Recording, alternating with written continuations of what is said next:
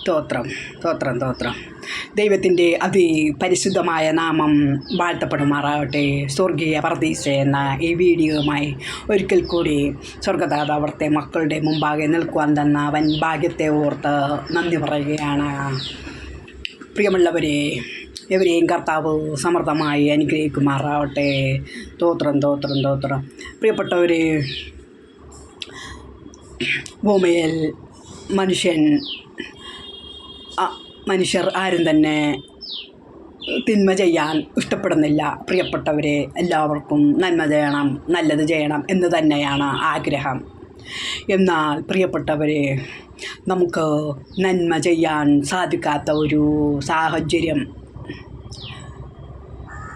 സാഹചര്യമാണ് മനുഷ്യനെ തിന്മ നിറഞ്ഞവനാക്കി മാറ്റുന്നത്. പ്രിയപ്പെട്ടവരെ, ഈ തിന്മ ഒഴിവാക്കുവാൻ എന്തെങ്കിലും ഒരു വഴിയുണ്ടോ എന്ന് നമുക്ക് ഒന്ന് പരിശോധിക്കാം. പ്രിയപ്പെട്ടവരെ, കർത്താവിൻ്റെ വൻകൃപയാൽ തന്നെ ഈ വീഡിയോ നിങ്ങൾക്ക് ഒരു നിറവായി മാറുക തന്നെ ചെയ്യും. പ്രിയപ്പെട്ടവരെ, കഴിയുന്നതും സ്കിപ്പ് ചെയ്യാതെ മുഴുവൻ കാണാൻ ശ്രമിക്കുക. പ്രിയപ്പെട്ടവരെ, അറിയാത്ത ഈ വീഡിയോ തുടരുന്നതിന് വേണ്ടി സബ്സ്ക്രൈബ് ചെയ്യാനും ലൈക്ക് ചെയ്യാനും പ്രിയപ്പെട്ടവരോട് അനുവാദം ചോദിക്കുകയാണ്. സ്തോത്രം സ്തോത്രം സ്തോത്രം. ഒരു ഗാനം ആലപിക്കുകയാണ്. പാരിജാത പൂവിൻ സൗരഭ്യം പോലെ യേശുവിൻ സ്നേഹം പനനീർപ്പൂവേൻ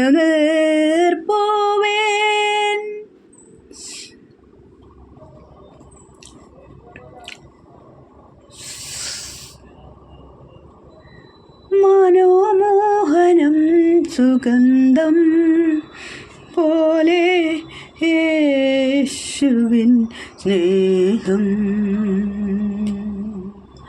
വാർമഴവില്ലിൻ മോഹന വർണ്ണം പോലെ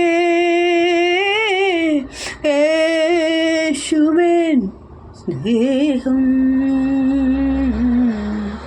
പാലൊളി ചന്ദ്രൻ്റെ വെണ്മ പോലെ യേശുവിൻ സ്നേഹം എൻ്റെ യേശുവിൻ സ്നേഹം എനിക്കായി മണ്ണിൽ വന്നിറങ്ങിയ വിണ്ണിൽ നിന്നും വരൻ യേശുവിൻ സ്നേഹം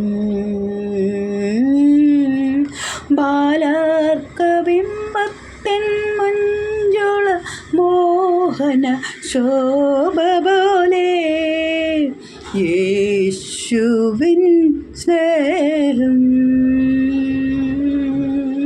അലയാഴി തന്നോടെ ശീതളിമ പോൽ യേശുവിൻ സ്നേഹം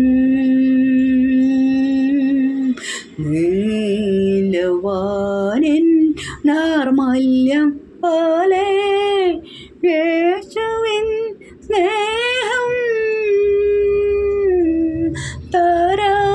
താരാജാലത്തിൻ സൗന്ദര്യം പോലെ രാവിൽ എൻ്റെ യേശുവിൻ സ്നേഹം എൻ്റെ യേശുവിൻ സ്നേഹം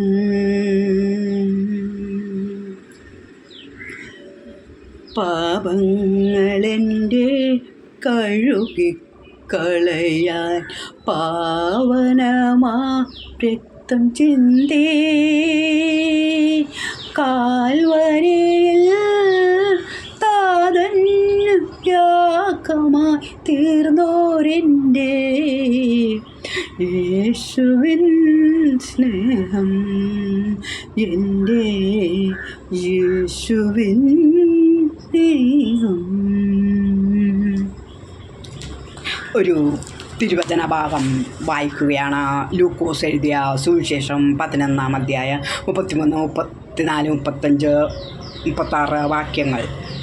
വിളക്ക് കൊളുത്തിയിട്ട് ആരും നിലവറയിലോ പറയിൻ കീഴിലോ വയ്ക്കാതെ അകത്തു വരുന്നവർ വെളിച്ചം കാണേണ്ടതിന് തണ്ടിന്മേൽ അത്ര വയ്ക്കുന്നത്. ശരീരത്തിൻ്റെ വിളക്ക് കണ്ണാകുന്നു. കണ്ണ് ചൊവ്വുള്ളതെങ്കിൽ ശരീരം മുഴുവനും പ്രകാശിതമായിരിക്കും. ദോഷമുള്ളതാകിലോ ശരീരവും ഇരുട്ടുള്ളത് തന്നെ. ആകയാൽ നിന്നിലുള്ള വെളിച്ചം ഇരുളാകാതിരിക്കാൻ നോക്കുക. നിന്റെ ശരീരം അന്ധകാരമുള്ള അംശം ഒട്ടുമില്ലാതെ മുഴുവനും പ്രകാശിതമായിരുന്നാൽ വിളക്ക് തിളക്കം കൊണ്ട് നിന്നെ പ്രകാശിപ്പിക്കും പോലെ അശേഷം പ്രകാശിതമായിരിക്കും. പ്രിയപ്പെട്ടവരെ,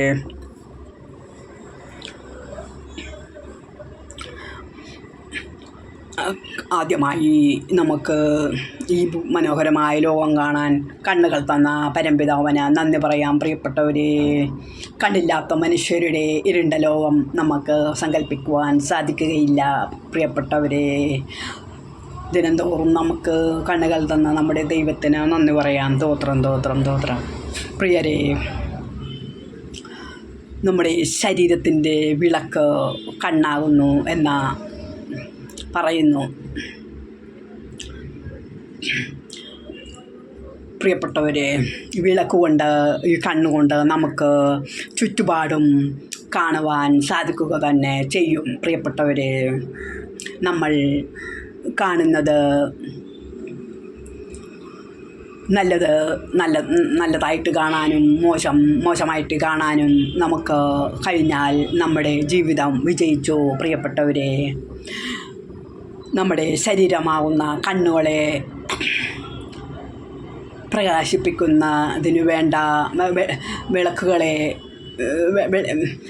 നമ്മുടെ വിളക്കുകളാകുന്ന കണ്ണുകളെ പ്രകാശിപ്പിക്കുന്നതിന് വേണ്ട എണ്ണ വരുന്നത് നമ്മുടെ ഹൃദയത്തിലെ ചിന്തയിൽ നിന്നാണ്. പ്രിയപ്പെട്ടവരെ, സൽചിന്തകൾ, നല്ല ചിന്തകൾ, നന്മകുന്ന ചിന്തകൾ കൊണ്ട് നമുക്ക് ആ എണ്ണയാൽ നമുക്ക് നമ്മുടെ കണ്ണുകളെ പ്രകാശിതമാക്കാം. പ്രിയപ്പെട്ടവരെ, നാം ചുറ്റുപാടും ഒന്ന് കണ്ണോടിച്ചാൽ നന്മ ചെയ്യുന്നവർക്ക് അത്യന്തികമായി നന്മ പ്രതിഫലം ലഭിക്കുന്നത് ഈ ലോകത്തിൽ വെച്ച് തന്നെ കാണാം. പ്രിയപ്പെട്ടവരെ, സാഹചര്യങ്ങൾക്ക് അടിമപ്പെട്ടാണെങ്കിൽ പോലും, ജീവിത സാഹചര്യം അവരെ അങ്ങനെ ആക്കി തീർത്തതാണെങ്കിൽ പോലും ചിലർ തിന്മ ചെയ്യാൻ വരുമ്പോഴുമ്പോൾ പ്രിയപ്പെട്ടവരെ, അവർക്ക് ജീവിതാന്തത്തിൽ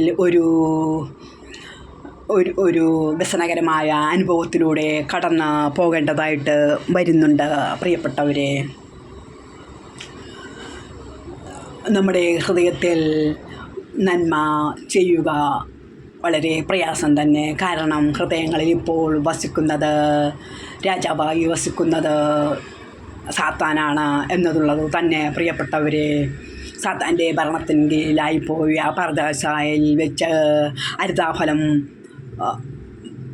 ആദിമാതാപിതാക്കന്മാർ ഭക്ഷിച്ച നിമിഷം തന്നെ മാനവർ മുഴുവൻ, പ്രിയരെ, നമ്മളനുസരിച്ച സാത്താൻ്റെ ആ ഇരുട്ടിൻ്റെ അധീനതയിലായിപ്പോയി. പ്രിയപ്പെട്ടവരെ, എന്നാൽ മനസ്സിൽ നിന്ന് സാത്താൻ്റെ ഭരണം മാറ്റുവാൻ നമുക്ക് ഒരു വഴിയുണ്ട്. നമ്മുടെ കർത്താവായ യേശുക്രിസ്തുവിൻ നാമം തന്നെ. പ്രിയപ്പെട്ടവരെ, നമ്മുടെ കർത്താവായ യേശുക്രിസ്തുവിൽ വിശ്വസിച്ച് സ്നാനപ്പെട്ട് നമ്മൾ ഹൃദയത്തിൽ അവിടുത്തെ രാജാവായി സ്വീകരിച്ചാൽ പിന്നെ സാത്താൻ്റെ ഭരണം മാറി. പ്രിയരെ, ദൈവരാജ്യം നമ്മിൽ ഭരണമേറ്റെടുക്കാൻ തുടങ്ങും.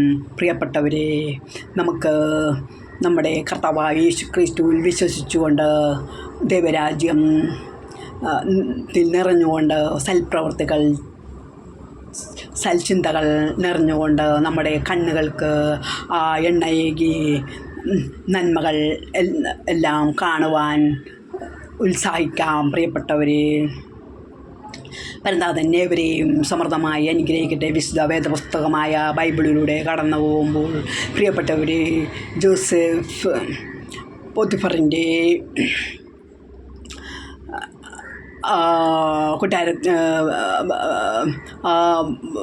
വലിയ വീട്ടിൽ കഴിയുമ്പോൾ അകൃത്യത്തിന് പ്രേരിപ്പിച്ച പോത്തിഫറിൻ്റെ ഭാര്യയിലെ ആ ഇരുട്ട് കാണുവാൻ ഇടയായി. ആ ഇരുട്ടിൽ നിന്നും ഓടി അകലുകയാണ്. പ്രിയപ്പെട്ടവരെ, അങ്ങനെ കാരാഗൃഹത്തിലാക്കപ്പെട്ടെങ്കിലും കാരാഗൃഹം ഒരു ഇരുട്ടായിരുന്നു എങ്കിലും യഹോവയാം ദൈവത്തെ അനുസരിച്ച നന്മയ്ക്ക് പ്രതിഫലമായി ലഭിച്ച ഈ ഇരുട്ടിൽ ജോസഫ് സന്തോഷിക്കുക തന്നെ ചെയ്തു. പ്രിയപ്പെട്ടവരെ, യഹോവയ്ക്ക് നന്ദി പറഞ്ഞുകൊണ്ട് തന്നെ ജോസഫ് കഴിഞ്ഞിരിക്കണം. പ്രിയപ്പെട്ടവരെ, ആയതിനാൽ തന്നെ ദൈവം ഈജിപ്തിൽ ഫറവോന് രണ്ടാമനായി ജോസഫിനെ ഉയർത്തുന്ന കാഴ്ച നമ്മൾ കാണുന്നു. പ്രിയപ്പെട്ടവരെ,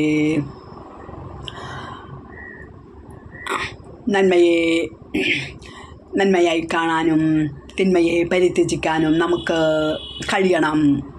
പ്രിയപ്പെട്ടവരെ, നമ്മൾ ദാവീദിലേക്ക് കടന്നു വരുമ്പോൾ പ്രിയപ്പെട്ടവരെ, ദാവീദ് തൻ്റെ പടയാളിയുടെ ഒരു ഭാര്യയെ മോഹിക്കുകയാണ്. പ്രിയപ്പെട്ടവരെ, ദാവീദിൻ്റെ ചിന്തകളൊന്നോ മലിനമായപ്പോൾ, കണ്ണുകളിൽ ഇരുട്ട് വ്യാപിച്ചപ്പോൾ ഒരു പാപകർമ്മം ദാവീദ് ചെയ്തു. പ്രിയപ്പെട്ടവരെ, അതിന് തുടർച്ചയായി ആ പടയാളിയെയും അവരുടെ ഭർത്താവ് പടയാളിയെയും കൊല്ലേണ്ടി വന്നു. പ്രിയപ്പെട്ടവരെ, ദാവീദ് തൻ്റെ ജീവിതത്തിൽ വളരെ ക്ലേശകരമായ അനുഭവങ്ങളിലൂടെ കടന്നു പോകേണ്ടി വന്നത് ഈ അല്പനിമിഷം ആ കണ്ണ് ഇരുളായതിനാൽ തന്നെ. പ്രിയപ്പെട്ടവരെ, എന്നാൽ ദാവീദ് പശ്ചാത്തപിച്ച് വിലപിച്ച് യഹോവയോട് വെളിച്ചത്തിനായി കേഴുന്നുണ്ട്. പ്രിയപ്പെട്ടവരെ, ആയതിനാൽ തന്നെ ദൈവസ്തുതിക്കായി യഹോവയെ സ്തുതിക്കുന്നതിന് വേണ്ടി ഉള്ള സങ്കീർത്തനങ്ങളാൽ ദാവീദിൻ്റെ തൂലികയെ പരംതാതൻ നിറക്കുക തന്നെ ചെയ്തു. പ്രിയപ്പെട്ടവരെ, ഇவ்விധം പ്രിയരെ, ഒരു മഴ പെയ്യുമ്പോൾ നമ്മൾ നശിച്ച മഴ എന്ന ഒരു പക്ഷേ പറയുമായിരിക്കും നമ്മുടെ കാര്യങ്ങൾ ഭംഗിയായി നടക്കാത്തതിനാൽ. എന്നാൽ സ്വർഗനാഥൻ അയക്കുന്ന മഴയും വെയിലുമെല്ലാം നമുക്ക് ആവശ്യം തന്നെ. പ്രിയപ്പെട്ടവരെ, നമ്മുടെ നാവ് കൊണ്ട് നല്ല പ്രകൃതിയിലെ എല്ലാ വസ്തുക്കളെയും നല്ലതെന്ന് പറയാൻ നമുക്ക് സ്വർഗനാഥൻ അയക്കുന്ന എല്ലാ നല്ലതെന്ന് പറയാൻ നമുക്ക് കഴിയണം. പ്രിയപ്പെട്ടവരെ, ഏതു മനുഷ്യനെയും നല്ലതെന്ന് കരുതി സ്നേഹിക്കാൻ നമുക്ക് കഴിയണം. പ്രിയപ്പെട്ടവരെ, ഏവരും സ്വർഗനാഥൻ്റെ മക്കൾ തന്നെ. പ്രിയപ്പെട്ടവരെ, പരന്താതൻ ഏവരെയും അനുഗ്രഹിക്കുമാറാട്ടെ. ഒരു സാക്ഷ്യം അടിയാത്തി പറയുകയാണ്. പ്രിയപ്പെട്ടവരെ, അടിയാത്തിയുടെ ചേച്ചിയെ ഇടക്കൊച്ചിയിലാണ് വിവാഹം ചെയ്ത് അയച്ചിരിക്കുന്നത്. ചേട്ടന് ഒരിടയ്ക്ക് ഒരു അസുഖം ബാധിച്ചു. കൈകൾ തളർന്നു പോയി. പ്രിയപ്പെട്ടവരെ, അങ്ങനെ ഇരിക്കുന്ന സമയത്ത് അടിയാത്തി രാത്രി 1 മണിക്ക് ഒരു ദർശനം കാണുകയുണ്ടായി. ഒരു ഭൂഗോളം ചേച്ചിയുടെ വീടിൻ്റെ അടുത്ത് പറന്നിറങ്ങി. അതിൽ നിന്നും യേശുവിനെ പോലെ ഉയരം കൂടിയ ഒരാളിറങ്ങി. തൊട്ടുപുറകെ ചേട്ടനെ പോലെയുള്ള ഒരു അല്പ ഉയരം കുറഞ്ഞ ആൾ. അയാൾ പറഞ്ഞു, കുഞ്ഞുമോൻ എന്ന് പറഞ്ഞപ്പോഴാണ് ആ വാഹനം അവിടെ നിർത്തിയത്. ചേട്ടൻ്റെ പേര് കുഞ്ഞുമോൻ എന്ന ആയിരുന്നു. ഈ ദർശനം കണ്ട് ഞാൻ ഞെട്ടിയുണർന്ന. പ്രിയപ്പെട്ടവരെ, എനിക്ക് തോന്നി ചേട്ടൻ എന്തോ അപകടം വരാൻ പോകുന്നുവെന്ന്. ഞാൻ മുട്ടുമേലിരുന്ന് പ്രാർത്ഥിച്ച് കർത്താവിൻ്റെ കൃപയ്ക്കായി യാചിച്ചു കൊണ്ടിരുന്നു. പ്രിയപ്പെട്ടവരെ, നേരം വെളുത്തപ്പോൾ ഞാൻ അമ്മച്ചിയോട് പറഞ്ഞു, ഒന്ന് ഇടക്കൊച്ചിൽ പോകണം അമ്മ, എന്തോ സംഭവിച്ചിട്ടുണ്ടെന്ന ചേട്ടന്. അപ്പോൾ അമ്മച്ചിക്ക് അന്ന് ബസ് കാശില്ലായിരുന്നു. പിറ്റേന്ന് പൈസയും ഒപ്പിച്ച് ചെന്നപ്പോൾ ചേട്ടൻ മിനിഞ്ഞാന്ന് രാത്രിയിൽ 1 മണിയായപ്പോൾ ഒരു ചെറിയ ബുദ്ധിമുട്ട് വന്ന അർദ്ധരാത്രി തന്നെ ഹോസ്പിറ്റലിൽ കൊണ്ടുപോയി ട്രിപ്പെടുത്ത് കഴിഞ്ഞപ്പോൾ അസുഖം ഭേദമാവുകയും 4 മണി വെളുപ്പിന് വീട്ടിൽ എത്തിച്ചേരുകയും ചെയ്തുവെന്ന് പറയുകയുണ്ടായി. പ്രിയപ്പെട്ടവരെ, ഞാൻ സാക്ഷ്യം പറഞ്ഞത് പ്രിയപ്പെട്ടവരെ നമ്മൾ നമ്മുടെ യേശുനാഥനെ വിശ്വസിച്ച് യഹോവയാം ദൈവത്തിൽ പരിശുദ്ധാത്മാവിൽ നിറഞ്ഞ വ്യക്തിയാണെങ്കിൽ വരാൻ പോകുന്ന അപകടങ്ങളെ നമുക്ക് നമ്മുടെ ദൈവം മുൻകൂർ കാണിച്ചു തരും. പ്രിയപ്പെട്ടവരെ, നാം അപ്പോൾ ജാഗരിച്ച് പ്രാർത്ഥിക്കുകയാണെങ്കിൽ ആ അപകടങ്ങൾ നീങ്ങി പോകുക തന്നെ ചെയ്യും. പ്രിയപ്പെട്ടവരെ, നമ്മളെ അത് ദുഃഖത്തിലാഴ്ത്തുവാൻ പരംദൈവം സമ്മതിക്കുകയില്ല. പ്രിയപ്പെട്ടവരെ, ഇന്ന് രണ്ട് മക്കളുടെയും വിവാഹം കഴിഞ്ഞ ചേട്ടനിപ്പോൾ നിത്യതയിൽ കർത്താവിനോടുകൂടെ ആയിരിക്കുന്നു. പ്രിയപ്പെട്ടവരെ, ചേച്ചി ഒരു ജോലിക്ക് പോകുന്നുണ്ട്.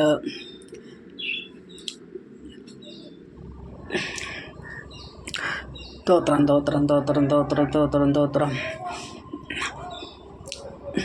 അപ്പോൾ ഞാൻ സാക്ഷ്യം പറഞ്ഞത് നമ്മുടെ മരണസമയത്ത് നമ്മുടെ യേശുവും നമ്മുടെ ദൂതന്മാരും നമ്മുടെ അന്ത്യകത്തും എന്ന് തന്നെ. പ്രിയപ്പെട്ടവരെ, നമ്മുടെ ദൂതന്മാർ ദൈവത്തിന് പരംതാതിന് മുമ്പിൽ സ്തോത്രം ചെയ്തുകൊണ്ടിരിക്കുകയാണെന്ന് തിരുവചനം മത്തായി എഴുതിയ സുവിശേഷത്തിൽ നമ്മൾ വായിച്ച് കേൾക്കുന്നുണ്ട്. പ്രിയപ്പെട്ടവരെ, ഏവർക്കും ഒരു ദൂതനുണ്ട്. പ്രിയപ്പെട്ടവരെ, നാം നിത്യതയിൽ ചെല്ലുമ്പോൾ ദൂതന്മാർ നമ്മളെ സർവകാര്യത്തിനും സഹായിക്കാൻ ഓടിയെത്തുക തന്നെ ചെയ്യും. പ്രിയപ്പെട്ടവരെ, ഈ ഭൂമിയിൽ കൽക്കാശിന് വകയില്ലാതെ ഇരിക്കുന്ന നമ്മൾക്ക് സ്വർഗത്തിൽ ദൂതനുണ്ട് എന്ന് കേൾക്കുന്നത് തന്നെ ഒരു അഭിമാനിക്കാൻ വക തന്നെ. പ്രിയപ്പെട്ടവരെ, നന്മകൾ ചെയ്തുകൊണ്ട് യേശുവിനെ ഹൃദയത്തിൽ നിറച്ച് ആ എണ്ണയാൽ നന്മകൾ ചെയ്യാനുള്ള നിറവിനായി കണ്ണുകളെ വെളിച്ചമാക്കാൻ നമുക്ക് ശ്രമിക്കാം. പ്രിയപ്പെട്ടവരെ, ഒരു വെളിപ്പാട് കൂടി അടിയാത്തി പറയുകയാണ്. പ്രിയപ്പെട്ടവരെ, വെളിപ്പാട് പുസ്തകം 2-ാം അധ്യായം 1 പറയുന്നു, 7 നക്ഷത്രങ്ങൾ വലങ്കയിൽ പിടിച്ചുകൊണ്ട് 7 സ്വർണ്ണദീപങ്ങളുടെ നടുവേ നടക്കുന്ന യേശു അരുളി ചെയ്യുന്നതെന്ന് 3-ാം അധ്യായത്തിൽ പറയുന്നു. ദൈവത്തിൻ്റെ 7 ആത്മാക്കളും 7 നക്ഷത്രങ്ങളും ഉള്ള യേശുനാഥൻ അരുളി ചെയ്യുന്നു എന്ന. പ്രിയപ്പെട്ടവരെ, ഈ 7 ആത്മാക്കൾ കണ്ണുകളാണെന്ന് പിന്നീട് പറയുന്നുണ്ട്. പ്രിയപ്പെട്ടവരെ, ഇതിനെക്കുറിച്ച് ഒന്ന് വിചിന്തനം ചെയ്യാൻ കർത്താവിൻ്റെ കൃപയിൽ ശരണപ്പെടുകയാണ്. പ്രിയപ്പെട്ടവരെ, ആർഷ ഭാരത മഹർഷിമാർ യാതൊരു മതത്തിൻ്റെയും അധീനതയിൽ അല്ലാതെ സ്വർഗോന്മുഖമായി പ്രാർത്ഥിച്ച് ധ്യാനിച്ച് മലമുകളിൽ ഏകാന്ത തപസ് അനുഷ്ഠിച്ചവർ കണ്ടു 7 പറുദീസയും 7 ഭൂമിയുമെന്ന. പ്രിയപ്പെട്ടവരെ,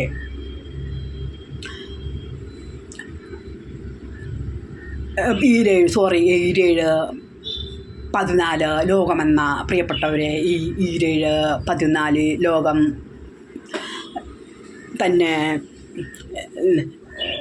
7 നക്ഷത്രം വലങ്കയിൽ പിടിച്ച 7 നക്ഷത്രം, 7 സൂര്യന്മാർ ചുറ്റുന്ന ഭൂമി, 7 സ്വർണ്ണദീപ പീഠങ്ങൾ,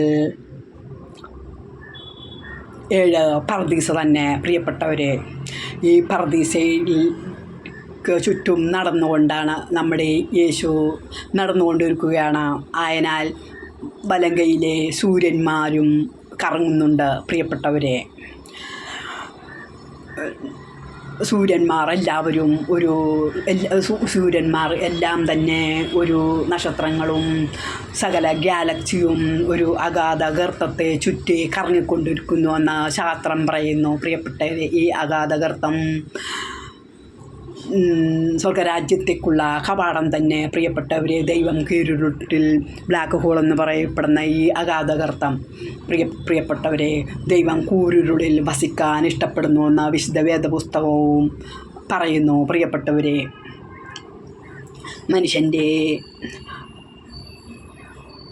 മനുഷ്യനെക്കുറിച്ചുള്ള ഉൽപ്പത്തി ഉദ്ദേശമെല്ലാം പൂർത്തിയാകുമ്പോൾ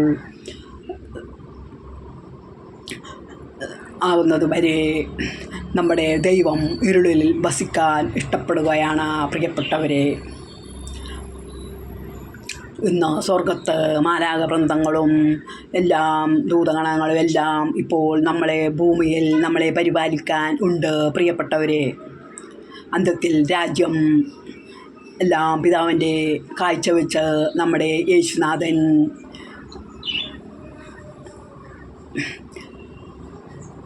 പിതാവിന് അധികാരമെല്ലാം ഏൽപ്പിക്കുന്നത് നമ്മൾ വെളിപ്പാടിൽ കാണുന്നുണ്ട് പ്രിയപ്പെട്ടവരെ. അപ്പോൾ 7 ഭൂമി എങ്ങനെ ഉണ്ടായി, 7 സൂര്യൻ എങ്ങനെ ഉണ്ടായി? സൂര്യന്മാർ 7 നിരവധി അനവധി ഉണ്ടെങ്കിലും നക്ഷത്രങ്ങളെല്ലാം സൂര്യന്മാർ തന്നെ എന്ന് നാം അറിയുന്നു. വളരെ ദൂരെയായതിനാൽ അവ ചെറുതായി കാണുന്നുവെന്ന് മാത്രം പ്രിയപ്പെട്ടവരെ. മനുഷ്യരെ സൃഷ്ടിക്കാൻ ലൂസിഫറിനുണ്ടായ അധപതനത്താൽ തന്നെ പൊടിയിൽ നിന്നും സൃഷ്ടിച്ച മനുഷ്യർ തന്നെ സ്തുതിക്കുന്നത് കാണാൻ നമ്മുടെ ദൈവം ആഗ്രഹിച്ചു. എന്നാൽ ആഗ്രഹത്തിന് വിലങ്ങായി ലൂസിഫർ സാത്താനായി മാനവരെ വഞ്ചിക്കുന്ന കാര്യം അവിടുത്തെ തിരുമനസ്സിലൂടെ കടന്നു പോയപ്പോൾ നോഹയുടെ കാലത്തെ വെള്ളപ്പൊക്കം വരെ ഉള്ള ചിന്ത അവിടുത്തെ തിരുഹൃദയത്തിലൂടെ കടന്നു വന്നപ്പോൾ പ്രിയപ്പെട്ടവരെ, വെള്ളത്തിലേക്ക് തന്നെ മനുഷ്യരെ ഇട്ടുകൊടുത്ത്, ജീവൻ്റെ ആദ്യ കണികയെ ഇട്ടുകൊടുത്ത് അതിൽ നിന്നും വിവിധ കടൽ ജന്തുക്കളും കരയിലെ ജന്തുക്കളുമെല്ലാം ഉളവായി അന്ത്യത്തിൽ കുരങ്ങിന് സദൃശമായ ജീവികളിൽ നിന്നോ ഭൂമിയിലെങ്ങും 7 ഭൂമിയിലും പ്രിയപ്പെട്ടവരെ മാനവർ ഉടലെടുക്കാനും പരംദൈവം തിരുമനസ്സായി. പ്രിയപ്പെട്ടവരെ, വിശുദ്ധ വേദപുസ്തകമായ ബൈബിളിൽ എഴുതിയിരിക്കുന്ന ഒരു വാക്കും ശരി തന്നെ പ്രിയപ്പെട്ടവരെ. എന്നാൽ തൻ്റെ പ്രിയ മക്കൾക്ക് യാതൊരു ബുദ്ധിമുട്ടുമില്ലാതെ വായിക്കാൻ പരിശുദ്ധാത്മാവിനാൽ അവിടുന്ന് നമുക്ക് മനസ്സിലാവുന്ന, നമുക്ക് ഗ്രാഹ്യമായ രീതിയിൽ ചുരുക്കി എഴുതിയിരിക്കുകയാണ് പൊന്നുതാപൻ പ്രിയപ്പെട്ടവരെ. എന്നാൽ ശാസ്ത്രത്തിന് മുമ്പിൽ ദൈവമക്കൾ തലകുനിക്കാതിരിക്കുന്നതിനു വേണ്ടി ചിലരെ അവിടുന്ന് എഴുന്നേൽപ്പിക്കുക തന്നെ ചെയ്യും പ്രിയപ്പെട്ടവരെ. അദ്വിതം 7 ഭൂമിയിൽ ഇപ്പോൾ ജേസി എന്ന ഞാൻ ഇപ്പോൾ 7 ഭൂമിയിലുമുണ്ട് പ്രിയപ്പെട്ടവരെ. 7 ഹൃദ്യമായിരിക്കുമല്ലോ. 7 ദിവസത്തിൽ 1 സാബത്ത് പരിശുദ്ധമാണല്ലോ പ്രിയപ്പെട്ടവരെ. 7 ഇന്ന് ഞാനിവിടെ യേശുവിനെ അറിഞ്ഞിരിക്കുന്നെങ്കിൽ ഒരു മനുഷ്യനെ പോലെ 7 പേരുണ്ടെന്നും പറയുന്നു. 7 ഭൂമിയിലും ഈ ജേസി എന്ന് പറയുന്ന ഞാൻ ഈ സമയത്ത് ജീവിച്ചുകൊണ്ടിരിക്കുന്നു പ്രിയപ്പെട്ടവരെ. ഈ ഭൂമിയിൽ ഞാൻ ഇപ്പോൾ കർത്താവിനെ അറിഞ്ഞ് സമാധാനത്തിലും സന്തോഷത്തിലും കഴിയുന്നെങ്കിൽ പ്രിയപ്പെട്ടവരെ, മറ്റ് ഭൂമികളിൽ ഞാൻ അവിടുത്തെ അറിയാതെ യാതനയിലും ദുഃഖത്തിലും കഴിയുകയായിരിക്കാം പ്രിയപ്പെട്ടവരെ. അത് ആയതിനാൽ തന്നെ ദൈവമക്കളായ നമ്മൾ വളരെ ഇവിടെ യേശുവിനെ അറിയാത്ത തിന്മ നിറഞ്ഞവരോട് സഹതാപത്തോടെയും ജാഗ്രതയോടെയും പ്രവർത്തിച്ച് അവർക്ക് വേണ്ടി പ്രാർത്ഥിക്കണം പ്രിയപ്പെട്ടവരെ. കാരണം മറ്റു ഭൂമികളിൽ ഇവിടെ തിന്മ നിറഞ്ഞവർ അവിടെ ദൈവമക്കളായി ദൈവത്തെ അനുസരിക്കുന്നവരായി ജീവിക്കുന്നവർ ആയിരിക്കും പ്രിയപ്പെട്ടവരെ. അവിധം 7 പർദീസയിൽ നിന്നും ഇവിധം സാത്താനെക്കുറിച്ചുള്ള ഉഗ്രകോപത്താൽ പ്രിയപ്പെട്ടവരെ 7 പരംപിതാവിൻ്റെ ഹൃദയം തിരുമനസ് പ്രിയപ്പെട്ടവരെ 7 ആത്മാക്കൾ 7 കണ്ണുകളാണെന്നും വേദപുസ്തകം പറയുന്നുണ്ട് പ്രിയപ്പെട്ടവരെ.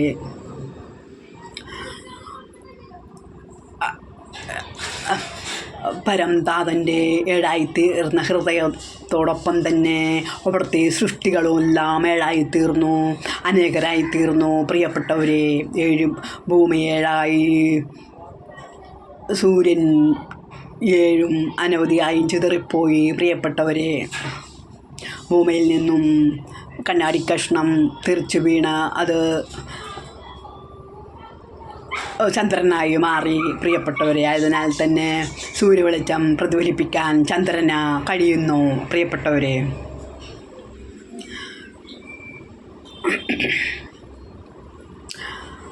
സൂര്യൻ ഒരു തീക്കട്ടയാണെന്ന് നമുക്കറിയാം, ശാസ്ത്രവും പറയുന്നുണ്ട്. ഭൂമിയിൽ നിന്നും തെറിച്ചു വീണ തീക്കട്ടയാണ് ഭൂമി എന്ന പ്രിയപ്പെട്ടവരെ. ഭൂമിയുടെ 15 ലക്ഷത്തിൽ ഒരംശം മാത്രമല്ല ഭൂമി സൂര്യനെ കറങ്ങുന്നത്. എന്തുകൊണ്ട്? സൂര്യനിൽ നിന്നും ഭൂമി തെറിച്ചു വീണതിനാൽ തന്നെ പ്രിയപ്പെട്ടവരെ. ഇവിധം രാവും പകലും ഭൂമിയെ കറങ്ങി മാനവർ ശുദ്ധരായി തീർന്ന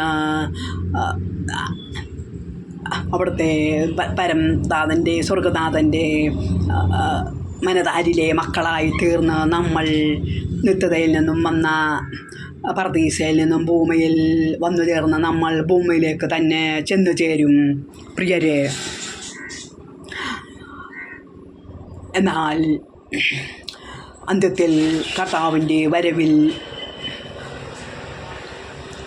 മാത്രമേ നമ്മൾ കർത്താവിൻ്റെ വരവിൽ 7 ഭൂമിയും ഒന്നായി ചേർന്ന് ഒരു പുതിയ ആകാശത്താൽ അത് വലയം ചെയ്യും. എന്നാൽ അത് സ്വർഗത്തെ നമ്മൾക്ക് മുമ്പിൽ കാണിച്ചു തരുന്ന ആകാശമായിരിക്കും പ്രിയപ്പെട്ടവരെ.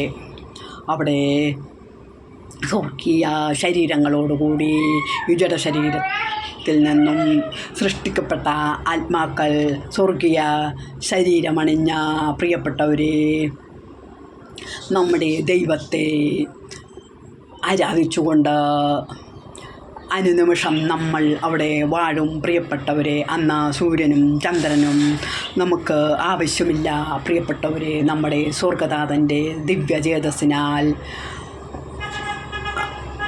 ദിവ്യാജ്ഞയാൽ നമ്മൾ ആ വെട്ടത്തിൽ ഇരുന്ന് നമ്മുടെ പരന്താതനെ നമ്മൾ ആരാധിച്ചുകൊണ്ടിരിക്കും പ്രിയപ്പെട്ടവരെ.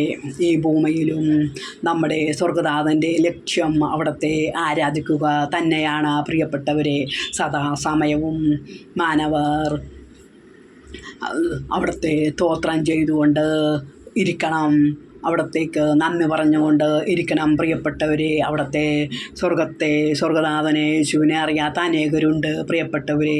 അവർക്ക് വേണ്ടി കൂടിയും നന്ദി പറയാൻ തിരഞ്ഞെടുക്കപ്പെട്ടവരാണ് നമ്മൾ പ്രിയപ്പെട്ടവരെ. നമ്മൾ സദാസമയവും നമ്മുടെ ദൈവത്തിന് ഏവർക്കും വേണ്ടിയും നന്ദി പറഞ്ഞുകൊണ്ടിരിക്കണം പ്രിയപ്പെട്ടവരെ. അവിധത്തിൽ ഒരു സ്വർഗരാജ്യം നമുക്ക് ഈ ഭൂമിയിൽ തന്നെ ആക്കി തീർക്കുവാൻ സാധിക്കും പ്രിയപ്പെട്ടവരെ.